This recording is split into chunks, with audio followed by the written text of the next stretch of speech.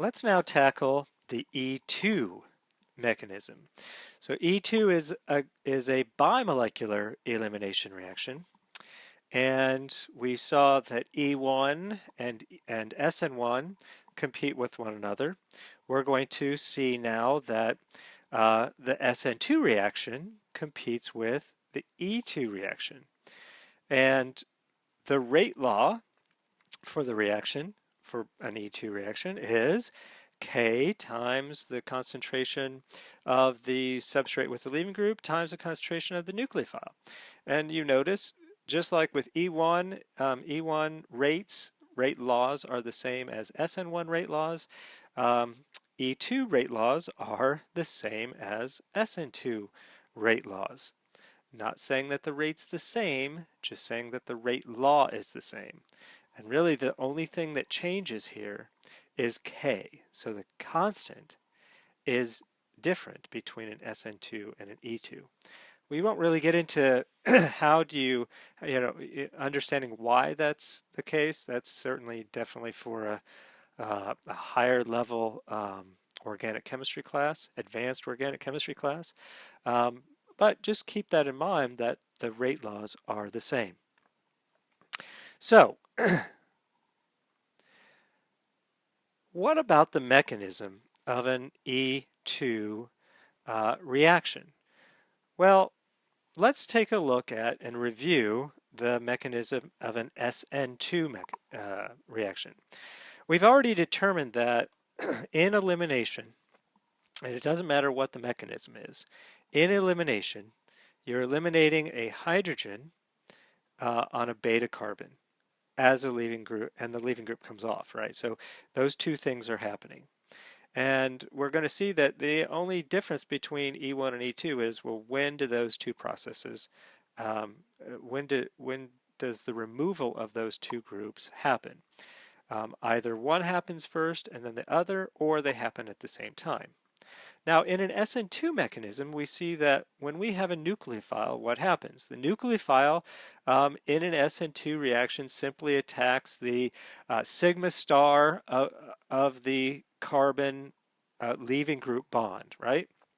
So it has to attack from the backside of that carbon. That's where the orbital is located. And you get displacement of the leaving group as that carbon nucleophile bond is forming. So this is a concerted mechanism, and you get inversion of configuration. So notice that carbon on my right underwent an inversion of configuration. This is substitution. Well, I can take that model, right? So now I'm drawing the same thing, and now, instead of the nucleophile attacking the sigma star of that carbon leaving group bond, it's going to simply act as a Bronsted base. So the nucleophile is going to act as a Bronsted base. It's going to begin to remove that proton. As it does so, that sigma bond, the electrons from the sigma bond of that hydrogen-carbon bond, start to overlap with the sigma star bond of the carbon leaving group bond. And then the leaving group comes off. So again, a concerted mechanism, but now we have formation of a pi bond, right? So once that sigma carbon hydrogen bond starts to donate electrons into the sigma star of the carbon leaving group bond, you begin to form a pi bond. So we've formed a new pi bond here. And of course, what else do we get? Well, we get the conjugate acid of our nucleophile, H and U, and the leaving group has come off as well. This is the mechanism for an E2.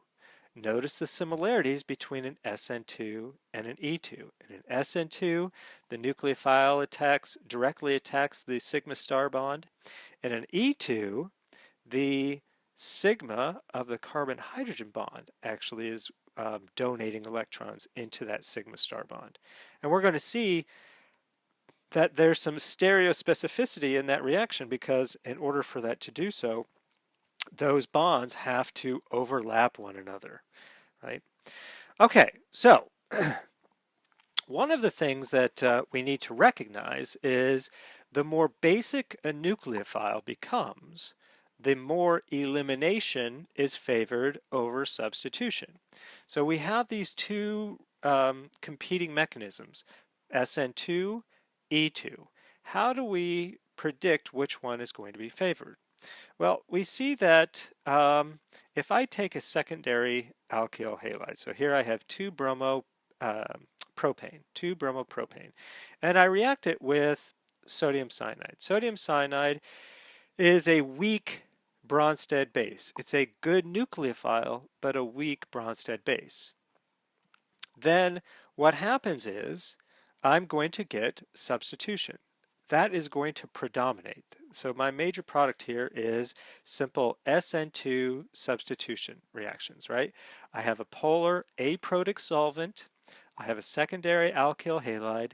I'm going to promote SN2 substitution, right, with a good nucleophile and a poor base.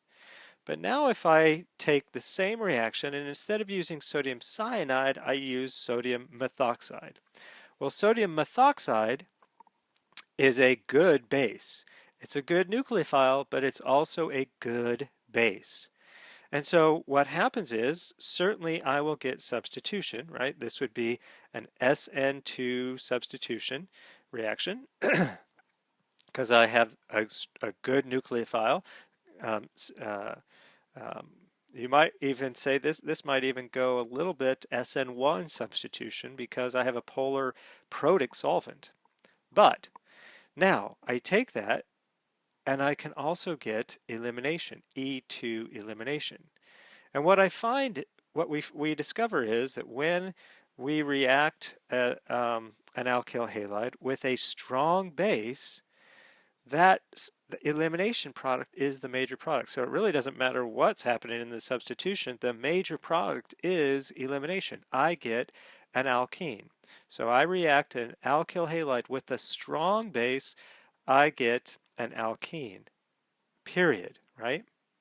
Now, one of the questions that is often asked is, well, how do I know what is a strong base, a strong Bronsted base, versus a good nucleophile?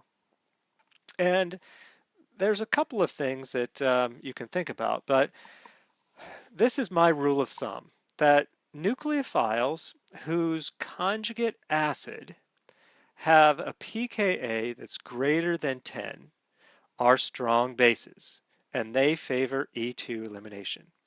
So when we look at cyanide, cyanide's conjugate acid is hydrogen cyanide, and it has a pKa of I think it's around 6 or so, right? So it's a pretty good acid. Now, methoxide, on the other hand, has its conjugate acid is methanol, and it has a pKa of around 16, so it's greater than that of 10. And generally speaking, when you have a base whose acid is a weak acid, then it is a strong base, and so it's going to favor E2. A few examples. Hydroxide is a strong base.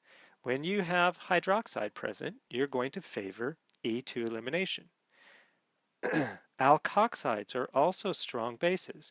They favor E2 elimination. Hydride is a strong base, right? Its conjugate acid is hydrogen gas, which isn't acidic whatsoever. Amides, strong bases, right? Because their conjugate acids are ammonia. Ammonia has a pK of 36. Now, interestingly enough, amines are also considered strong bases. Now, sometimes they border, but in general, amines have their conjugate acids, the ammonium salts, have a pKa around 10. maybe sometimes higher. So with amines, oftentimes you'll see elimination favored over substitution. So sometimes that's something we have to really think about. With amines, there's kind of a balance there, which is kind of cool, right? Because they border right in that general vicinity of, okay, is it a good base or is it a good nucleophile? What's going to happen? That's where the kind of cool chemistry happens. Okay, so that's one thing that we have to understand. How basic, how much of a Bronsted base is our nucleophile? If it's a good base, it's going to favor E2 elimination, regardless of the substrate. If it's a good base, it's going to favor E2 elimination. So E2 elimination can happen with primary, secondary, or tertiary alkyl halides, or substrates with a good leaving group. Now, there is something to say in that substrate, and that's exactly what we're going to talk about next, right? The effect of the substrate. And we've seen that tertiary substrates cannot undergo SN2 reactions due to steric strain. So notice in an SN2 reaction, you're never going to see a tertiary alkyl halide undergoing SN2 substitution. For example, if I showed you this example, right? I have tert-butyl bromide reacting with sodium cyanide in acetone. I'm favoring SN2 conditions, right? I have a poor base. I have a polar aprotic solvent. But what happens is, doesn't matter. There's no substitution occurring. Why? Well, because I have a tertiary alkyl halide and I have a base. And it doesn't really matter with tertiary alkyl halides if it's a strong base or a weak base. There is a competing E2 reaction, and it doesn't have those steric strain issues, right? Why? Because in E2, we're simply removing a beta hydrogen, a hydrogen away from that alpha carbon. So the nucleophile doesn't have to approach that alpha, that carbon. It doesn't have to approach the sigma star bond of the carbon leaving group bond, right? So what's going to happen in this reaction? Well, what happens is there's a beta hydrogen there, and the cyanide is going to come along, and it's a good enough base to remove that beta hydrogen. And I get elimination occurring. So that's what happens when I take a tertiary alkyl halide and I treat it with a nucleophile that's basic in the least, right? Now notice we saw E1 elimination reactions. The nucleophiles were very weak bases. They were alcohols, they were water, right? So solvolysis reactions. Those tended to favor SN1, E1. Now when I use a nucleophile that has any type of basicity, any type of negative charge.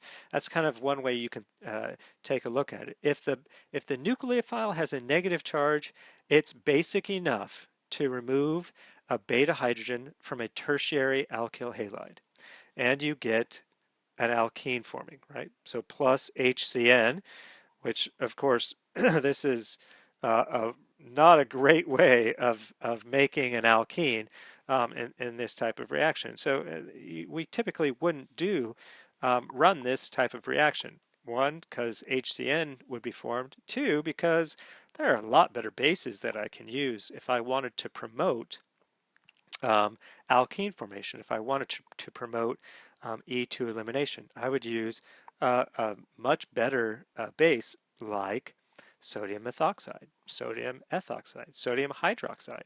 Any of those would work. And of course, in this reaction, I also get bromide coming off. So that's with tertiary substrates. So tertiary substrates, if the nucleophile is a negative charged nucleophile, you're going to get E2 elimination. Now, with a secondary substrate, there's real competition between an SN2 and an E2 mechanism. So, for example, here I have secondary alkyl halide. Again, I'm reacting it with sodium cyanide and acetone. And now I'm going to get, I can get both products occurring. I can get elimination, right? And I can get substitution. So here, elimination is an E2. Of course, I can also get the other alkene, the minor product of the alkene in this reaction. So E2 and SN2. Why? Because I have a negatively charged nucleophile. I have a polar aprotic solvent. So this is going to favor, right? In the previous chapter, we would think this is going to favor SN2 substitution.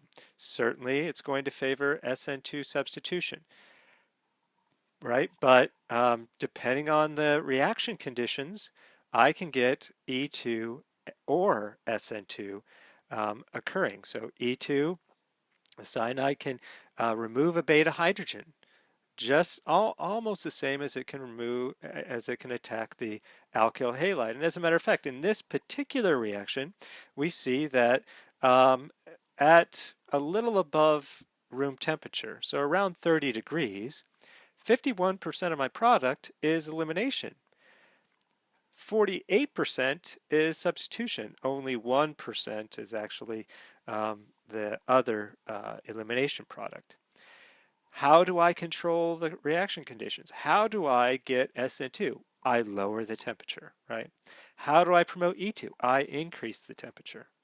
So that's one of the ways that we can control E2 and SN2. Again, temperature. There is a temperature dependence there, right? So that's with secondary substrates. Secondary substrates we're going to see are going to be the most fun in terms of figuring out what the major product is going to be. Now, lastly, we have primary substrates. And with the primary substrate, the SN2 reaction is often the only reaction when we're talking about using a weak base. So if I stick with using sodium cyanide, then if I react a primary alkyl halide like 1-bromobutane with sodium cyanide, again an acetone, so we're promoting this SN2 reaction, and indeed I do get an SN2 reaction. Now, if I used a stronger base, then I would start to promote elimination, E2 elimination. And we see that if I use sodium methoxide, then I would start to see more and more elimination product. So that's something that, you know, we're going to have to constantly think about. What is a substrate? Is it primary, secondary, or tertiary? What is the nucleophile? Is it a strong base? Is it a weak base? Is it a poor, very weak base like solvolysis? All of these things help us to predict the product distribution. Now, let's think about stereochemistry. And when we look at an E2 mechanism, we see that the relative orientation of the two eliminated groups, the hydrogen and the leaving group, is important, right? And that orientation between the hydrogen and the leaving group is what is referred to as the dihedral angle. What do I mean by that? Well, let's take a look at how I've been kind of drawing these reactants, right? Where this is typically how you see it drawn. The leaving group is in the plane, the hydrogen is in the plane.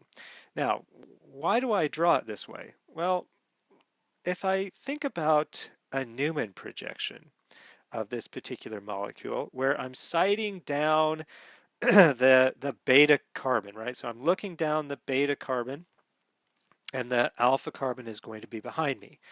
What do I see? Well, the hydrogen is on the top, and the leaving group is on the bottom. They're in the same plane as one another, and we see that they are 180 degrees from one another. Typically, we would say this is anti, right? They're anti to one another. Well, what happens if I rotate the leaving group around? I see that so the dihedral angle can change. So what if I now twist the leaving group 60 degrees? So now I have an eclipsed conformation, right? And if I were to look down that beta carbon bond, the hydrogen would still be in the same location, and now the leaving group is basically 60 degrees closer, so it's 120 degrees from the hydrogen. So we say that the dihedral angle is 120 degrees. In an eclipse conformation, um, the relationship between that beta hydrogen and the leaving group is 120 degrees. And of course, I can rotate further, right? I can rotate the leaving group further, and now I get a staggered conformation. Now the leaving group's even closer to the hydrogen, and as a matter of fact, it is gauche to that hydrogen, and that bond angle, that dihedral angle, is 60 degrees. And then lastly, I can rotate even further into another eclipsed conformation. Now the hydrogen and the leaving group are again in the same plane as one another, but they are eclipsed with one another, and the dihedral angle is 0. Often we refer to this as syn, right? They are on the syn, meaning the same side, syn, S-Y-N. And we see that only when that dihedral angle is 0 degrees, which we call syn, S-Y-N, or 180 degrees, which is anti, can a pi bond form due to the overlapping 2p orbitals, right? The only way that a pi bond can form is if the 2p orbitals are in the same plane. And that is the key. The only time they are they would be in the same plane is if the hydrogen and the leaving group were in the same plane, either 0 degrees syn eclipsed or 180 degrees anti-staggered, right? And we can see that here, right? So here, if I take that anti conformation, I bring in a nucleophile. The nucleophile starts to remove the hydrogen at some transition state, right?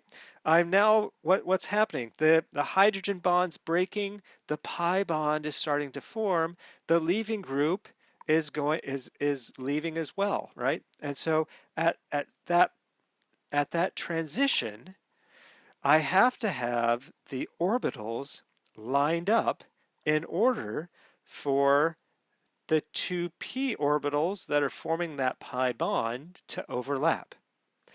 That is the key, and that is what we call stereospecificity. The hydrogen and the leaving group have to be in the same plane. Now, they can be either anti or they can be syn. They can be eclipsed with one another, where the nucleophile, again, is coming in, it's starting to remove the hydrogen, the leaving group is also coming off, and now you see that once they come off, the hybridization, notice the hybridization is changing from sp3 to sp2, so the other substrates, the other substituents are coming into the plane. Now I get much better overlap between the newly formed p orbitals such that the pi bond can form, right? And that is where we get the stereospecificity. Now, notice in both scenarios, the beta hydrogen and the leaving group are in the same plane. When you have that scenario, right, the same plane, we call it periplanar. This term was derived many years ago, which we still often use, but nowadays sometimes you'll hear the term coplanar. They exist in the same plane, coplanar. And I'll use one or the other. So I'm used to using one or the other, but you need to be familiar with those two terms. Periplanar or coplanar simply means that they're in the same plane. They can be anti-periplanar or anti-coplanar, which anti is 180 degrees, which means that they have to be in the same plane. It's almost redundant to say that, but you'll hear the term anti-coplanar or anti-periplanar or syn-periplanar, syn-coplanar. Now, generally speaking, E2 reactions favor anti-periplanar geometry over syn-periplanar geometry. And why is this? Well, if you recall back when we were talking about conformations, we see that eclipse conformations require a greater energy, right? So they reside at a higher energy level. And in general, uh, uh, molecules are going to be in a lowest energy conformation. And therefore, in general, an anti staggered conformation is going to exist over a syn eclipse conformation. So the key is that the syn periplanarity requires eclipse geometry, which is at a higher energy level, right? Now, when do we have to think about this stereospecificity? It's important to understand when you have to think about it and when you really don't have to think about it. Why? Well, because in general, alkyl groups have free rotation. And therefore, if they can take on a particular conformation in which elimination can occur, certainly you're going to get elimination occurring. But whenever there is constraint of rotation, then you have to think about that stereospecificity. Where do we have constraints of rotation? Well, certainly we have them in rings, and we also have them when you have bulky substituents that might be the leaving group. And so we're going to see how these two aspects affect basically, the formation of certain products. So let's take a look at an example. Here we have a stereospecific isomer of 1-bromo-2-methyl cyclohexane. And if we think about the absolute configuration, we could name this 1s2s 1-bromo-2-methyl cyclohexane. So now, if I were to react this secondary alkyl halide with let's say a strong base, right? What's going to happen? What is my product? Well, initially I would say, okay, well there's my bromine, the carbon that is attached to the bromine is my alpha carbon. I have 2 beta carbons, so I'm going to get 2 possible products. And the product that results from the alkene forming to the carbon with the methyl group would be favored. But I have to look a little bit more closely. Here I have a situation where I have a ring, so there's strain geometry. So I have to think about what that ring looks like, right?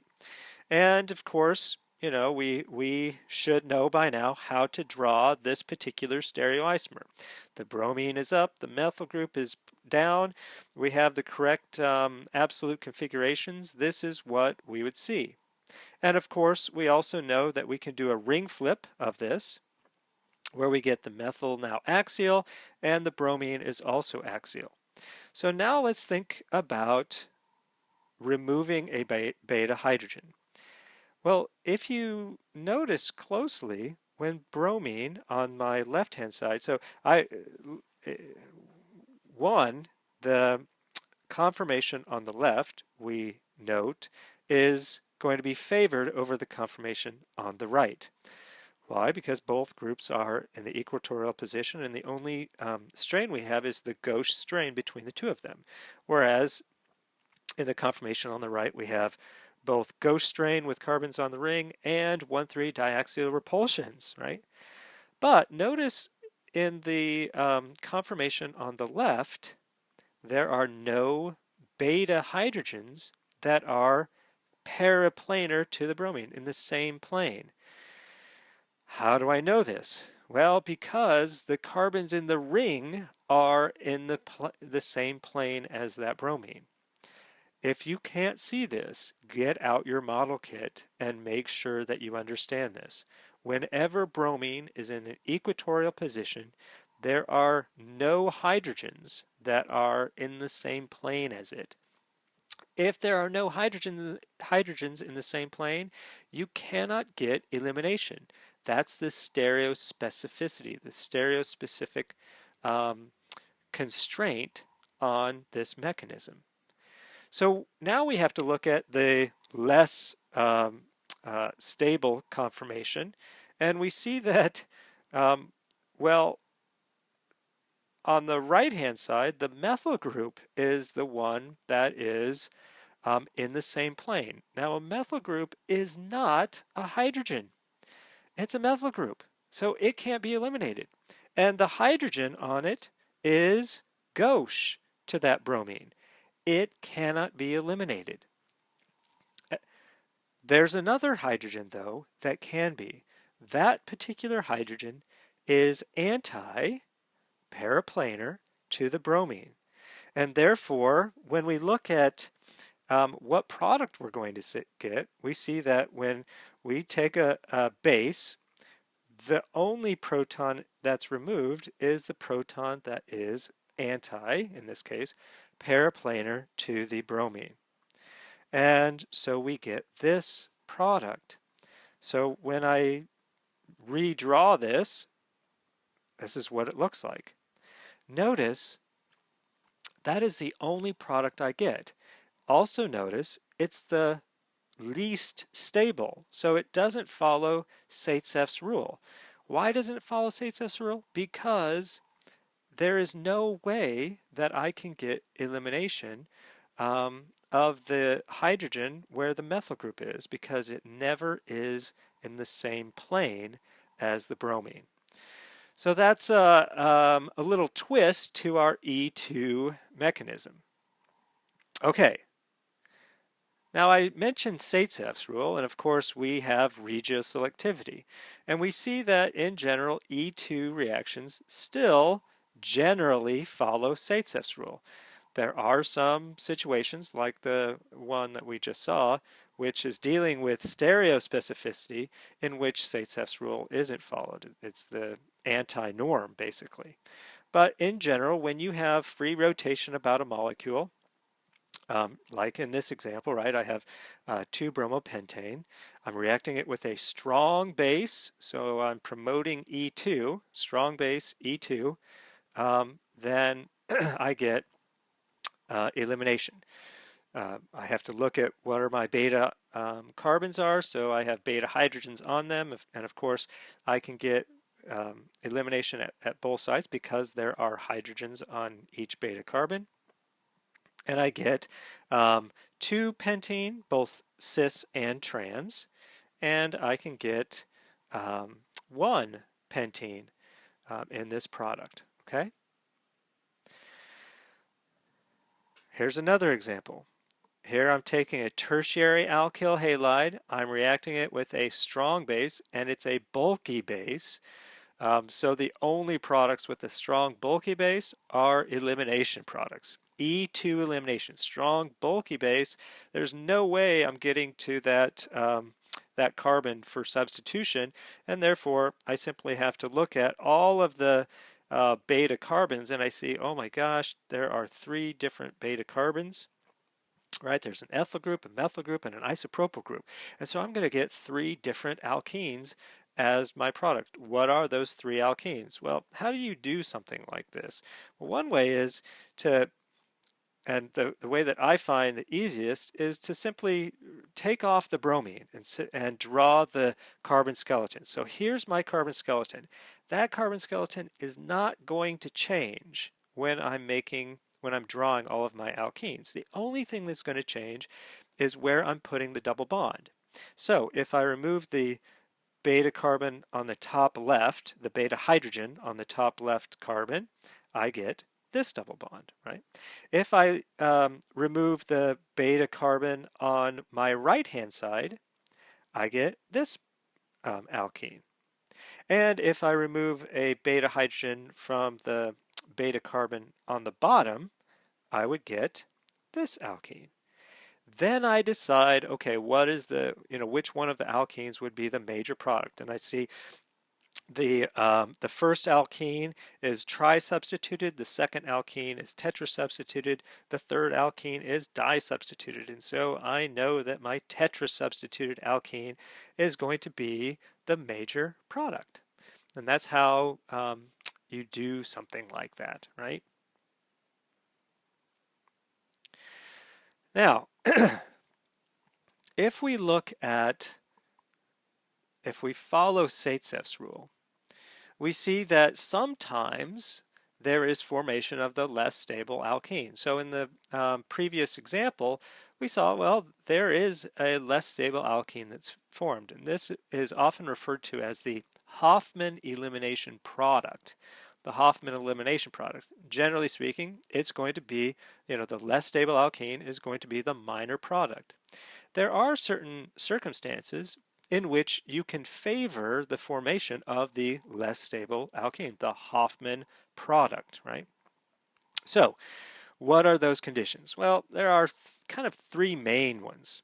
And so certainly we saw that stereospecificity can favor a Hofmann elimination, right? If the beta hydrogen is not in the same plane as the leaving group, then you can favor a Hofmann elimination. But oftentimes you can also control this by the type of leaving group you have. So ammonium leaving group, sulfonium leaving group, or fluoride leaving group. So when you see these three leaving groups, you need to start thinking about, okay, the less stable product is the one that's going to be favored. Why? Well, the first two certainly have to do with their bulkiness. Why would a bulky leaving group affect how elimination can occur? Well, let's take a look at why we get Hofmann elimination favored over Zaitsev elimination. And the first thing that we'll take a look at is, and this works with a sulfonium ion or an ammonium ion. So we're going to take a look at those bulky leaving groups. Here I have this NR3, this big bulky leaving group. And if I cite down that carbon and the C3 carbon, so I'm citing down the C2, C3 carbon, what do I have? Well, I have the NR3 is, I'm just basically putting it up, and then of course on that carbon, on C2, I have a methyl group, and I have a hydrogen. So, on C3, what do I have? I have an ethyl group, and I have two hydrogens. Well, the ethyl group is going to go as far away from that bulky substituent as possible. So here is the most stable conformation of that substrate looking down that bond. What's unique about the most stable conformation? Now notice I said, right, molecules tend to take their most stable conformation. Well, notice the two hydrogens that need to be coplanar or paraplanar. Are they? They are not. So the hydrogens aren't going to be paraplanar in this geometry, and therefore they are not going to be removed. But if you look down this way, right, so now in this direction on that carbon, on the C2 carbon, I have, again, my NR3+, I have a hydrogen, and I have a propyl group coming off of it. And in the back, I have three hydrogens, right? On the C1, there are three hydrogens attached. So notice in any one of these staggered conformations, there's going to be a hydrogen that is anti-paraplanar. And therefore, I promote Hofmann elimination in this process.